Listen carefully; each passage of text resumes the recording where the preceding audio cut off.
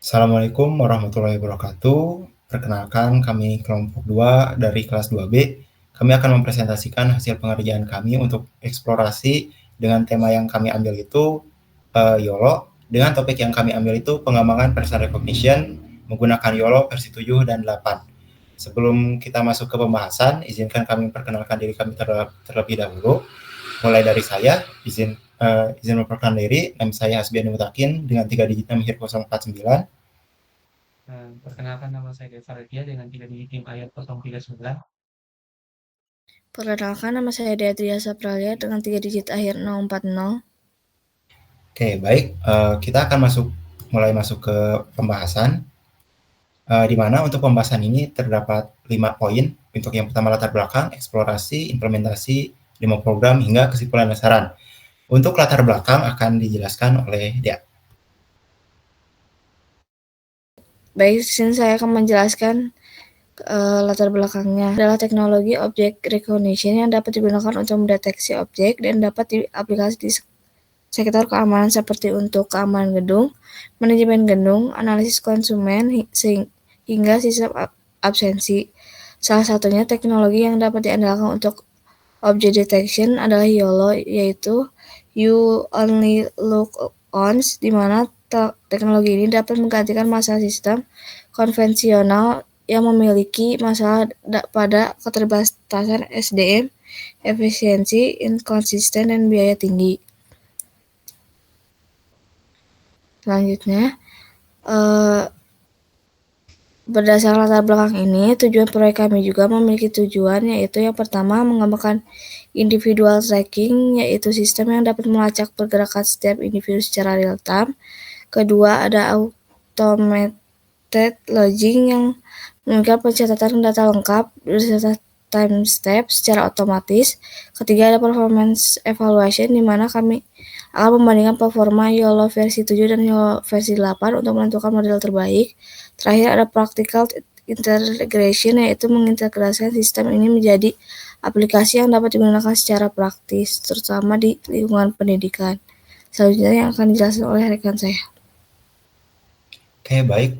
Di sini kami telah melakukan beberapa eksplorasi dan berikut hasil dari eksplorasinya. Yang pertama, kami melakukan eksplorasi terhadap YOLO, di mana YOLO ini merupakan arsitektur deep learning untuk deteksi objek yang dikenalkan oleh Joseph Redman pada tahun 2015, yang memiliki keunggulan dalam kemampuannya mendeteksi objek dalam satu proses, yaitu dinamakan single forward pass, yang membuatnya sangat cepat dibandingkan metode lain seperti RCNN yang menggunakan pendekatan bertahap.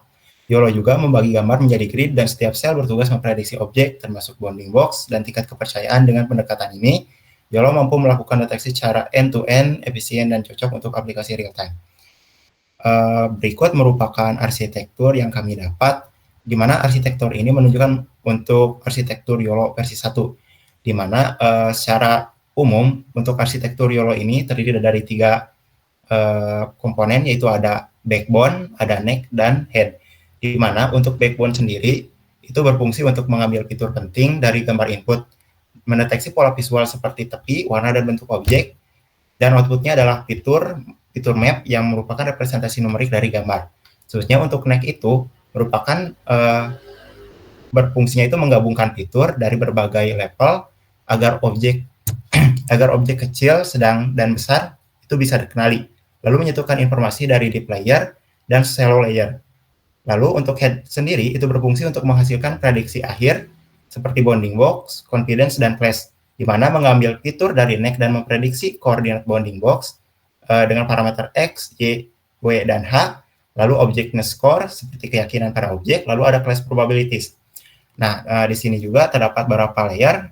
Untuk backbone sendiri itu masuknya itu terhadap convolutional layer, itu disebut backbone, di mana convolutional layer ini memiliki 24 lapisan convolution yang digunakannya itu biasa digunakan itu filter 1x1, 3x3, atau 7x7, dan berfungsi untuk mengenali pola visual seperti tepi, tekstur, dan bentuk, lalu membangun representasi spasial dari objek.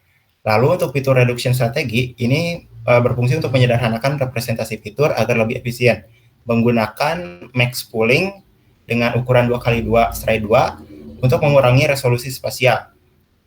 Dan tujuannya itu untuk mengurangi jumlah parameter, mempercepat komputasi, meminimalkan overfitting, lalu menyaring hanya informasi penting. Lalu untuk resolusi processing ini merupakan transisi dari backbone ke NIC yang mana berfungsi untuk memanajemen resolusi input dari output dengan inputnya itu dengan ukuran 448 kali 448 kali pixel. Di sini melakukan downsampling yang dilakukan oleh convolution dan pooling layer, lalu menciptakan output dengan fitur 7x7 di akhirnya. Dengan gambar awal diperbesar, lalu resolusinya secara bertahap diperkecil di layer dalamnya.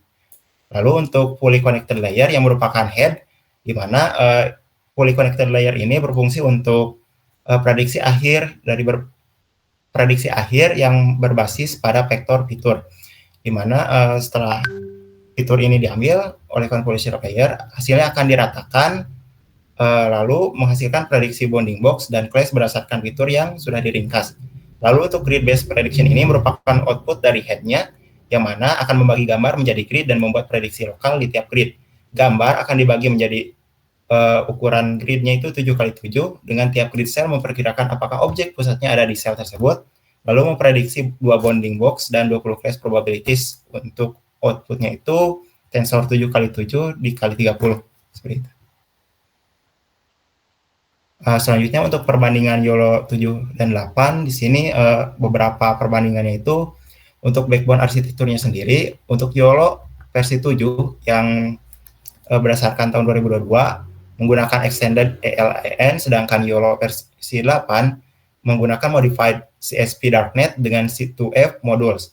Lalu untuk detection approach-nya menggunakan anchor base untuk YOLO versi 7, dan untuk YOLO versi 8 ada anchor free. Lalu untuk head architecture-nya, YOLO versi 7 menggunakan couple head, dan untuk YOLO versi 8 decouple head. Untuk sisanya bisa dilihat di sini. Kita masuk ke pembahasan selanjutnya, yaitu implementasi yang akan dijelaskan oleh Saudara Ibo. Baik, jadi untuk langkah-langkah yang kami lakukan setelah tahap instalasi, ya karena terlalu panjang apabila dijelaskan juga di presentasi kali ini, jadi kita langsung masuk ke tahap langkah-langkah. Pertama, kita tentunya mencari repository sebagai base project kita atau project yang akan kita kembangkan. Di sini kami mulai melakukan seleksi terhadap repository GitHub yang ada dengan beberapa kandidat seperti repository DeepShot YOLO V4, YOLO V8 Human Detection, YOLO V8 Human. Tapi yang akhirnya menjadi base project kami adalah YOLO V7 DeepShot Human Detection.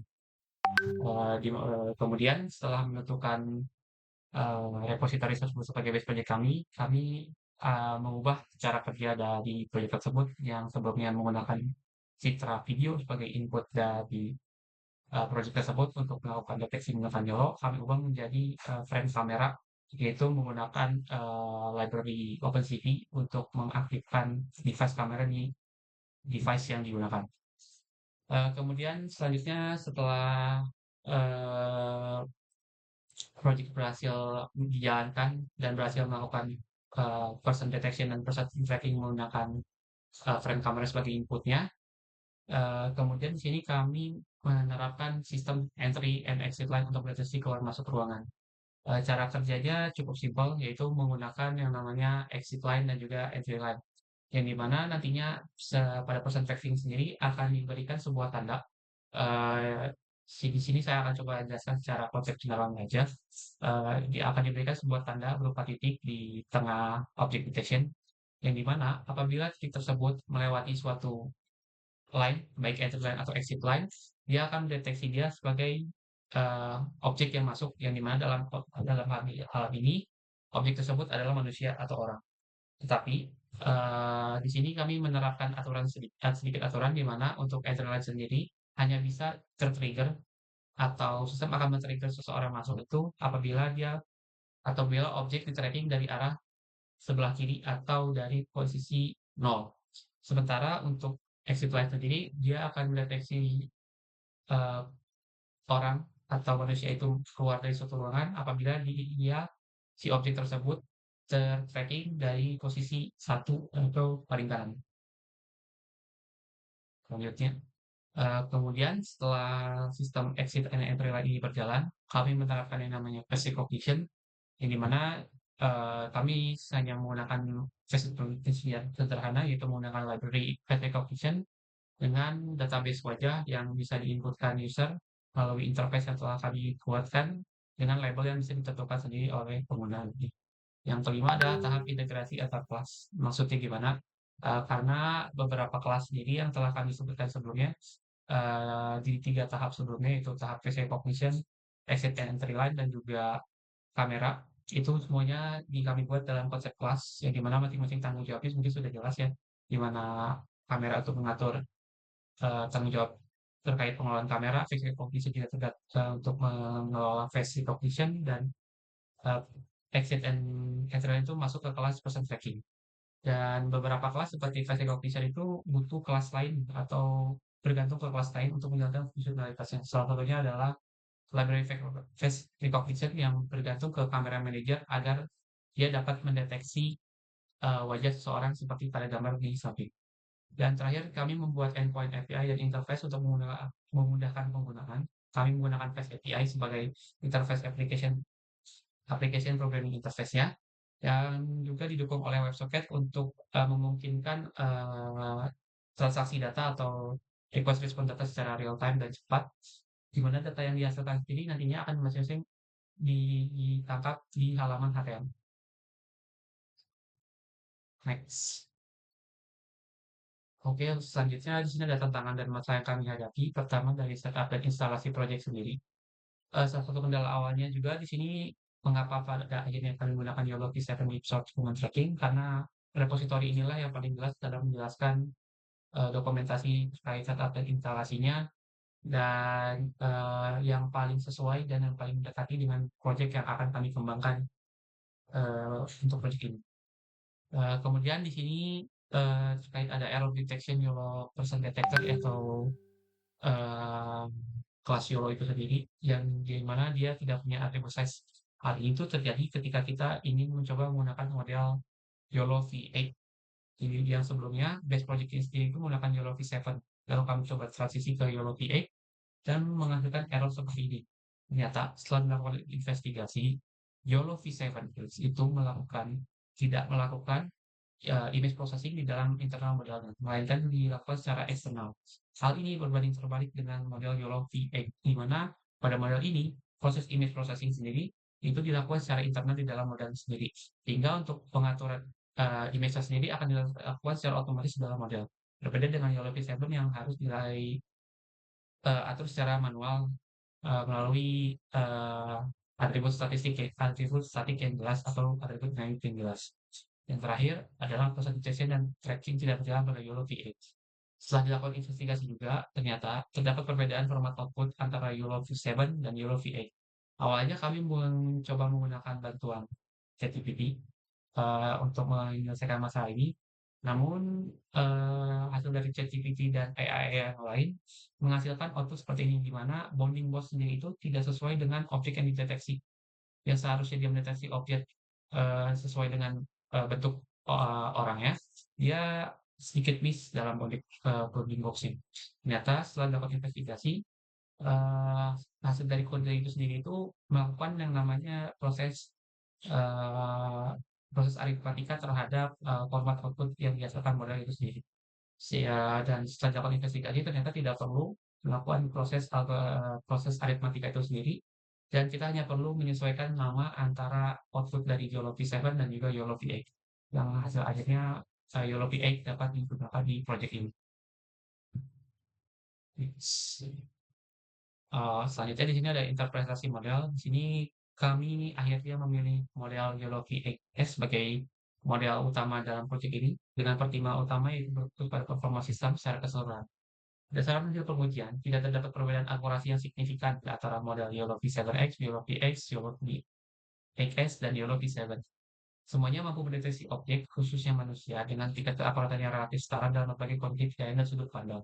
Namun, alasan utama kami yang memilih YOLO VX adalah terkait performa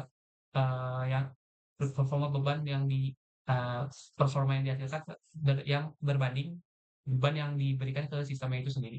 di mana pada model YOLO V7X dan Folio PX, model ini sangat membebani sistem, di mana berdasarkan referensi, model ini tuh perlu graphical processing unit dengan memori itu minimal di 6 GB dan recommended itu di 8 GB. Dan untuk YOLO V7 sebenarnya untuk bebannya sendiri tidak sebesar YOLO V7X dan YOLO VX, namun setelah dilakukan kemudian pada model ini tuh sering yang terjadi yang namanya jump frame, di mana model gagal dalam mendeteksi objek yang dengan pergerakan yang cukup cepat. Sementara di YOLO VX, kejadian ini atau kasus ini dapat ditekan dan seminimal mungkin, di mana pada pergerakan yang relatif normal, yaitu pergerakan manusia, model ini masih bisa menangkap pergerakan dengan baik. Namun di pergerakan yang super cepat sendiri, model ini cukup masih kurang dalam deteksi objek itu sendiri. Namun hal ini hanya kami uji di satu device saja, dikarenakan keterbatasan device yang kami miliki. Next. Oke, selanjutnya di sini kami juga mencoba membuat generate model menggunakan library Ultra Instinct dan juga RoboFlow sebagai dataset yang digunakan untuk training model itu sendiri, yang nantinya akan menghasilkan model YOLO VXN, di mana model ini adalah model paling bisa dibilang paling ringan di antara semua model YOLO yang lain, yang dimana N sendiri yang berarti nano. Namun pada model ini terdapat kekurangan. Pada pergerakan yang relatif normal pada manusia itu sendiri, model ini gagal mendeteksi atau gagal men-tracking objek tersebut, yang dimana hal ini adalah manusia. Bisa dilihat di gambar di samping ketika saya melakukan pergerakan ke samping saja, dia sudah gagal dalam mendeteksi objek tersebut. Yang dimana model ini tentunya tidak dapat digunakan untuk men-tracking manusia yang keluar masuk ruangan dengan pergerakan yang relatif lebih cepat dibandingkan pergerakan ini. Next. Oke, masuk ke demo program yang akan dijelaskan oleh dia. Baik, di sini saya akan menjelaskan demo programnya. Di sini ada indikator pertama yang ada warna hijau ini, indikator untuk seseorang masuk, dan warna merah ini untuk indikator seseorang keluar. Nah, di sini jika dilihat, jika masuk akan menampilkan notifikasi seseorang masuk dari kiri ke kanan, lalu untuk seseorang keluar itu dari kanan ke kiri, dan akan menampilkan notifikasi bahwa seseorang itu telah keluar.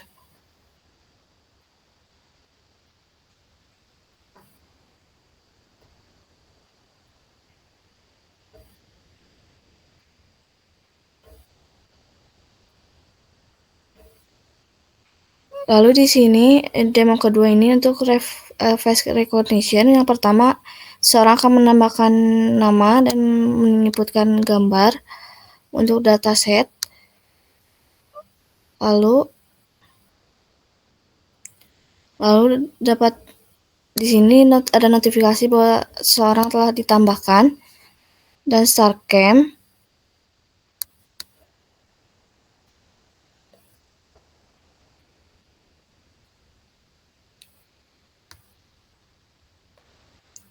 Dapat lihat bahwa di sini kamera dapat memberikan nama seseorang tersebut dari datasetnya. Baik, kesimpulan dan cara pengembangannya.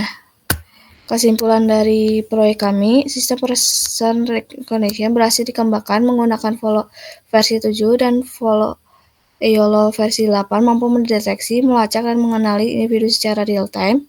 Integrasi YOLO, Deep Sort, dan Face Recognition mungkin pencatatan aktivitas keluar masuk yang otomatis dan akurat. YOLO versi 8 ini terbukti paling optimal dalam performance, runtime, dan stabilitas visualisasi, menjadikannya pilihan terbaik untuk aplikasi real-time. Meskipun tantangan arsitektur dan format output YOLO versi 8 berhasil diatasi, versi yang lebih besar, YOLO versi 7X dan YOLO versi 8X, dan lebih ringan yaitu YOLO versi 8N menunjukkan keterbatasan performa dalam kondisi real-time-nya. Selanjutnya, di sini kami juga menyarankan pengembangannya. Yang pertama, pengoptimalan kinerja model untuk meningkatkan efisiensi di perangkat dengan sumber daya terbatas. Yang kedua, menambahkan dataset wajah dapat meningkatkan akurasi face recognition, terutama untuk variasi pencahayaan atau sudut wajah. Yang terakhir ada penerapan multi kamera akan memungkinkan pelacakan yang lebih luas. Mungkin saja akan. Oke, baik. Mungkin sampai sini saja penjelasan dari hasil pengerjaan untuk tugas pada mata kuliah pengolahan citra digital praktik ini. Mohon maaf bila terdapat salah kata dan mohon maaf bila masih terdapat banyak kekurangan. Kami dari kelompok 2 dari kelas 2B izin pamit undur diri. Assalamualaikum warahmatullahi wabarakatuh.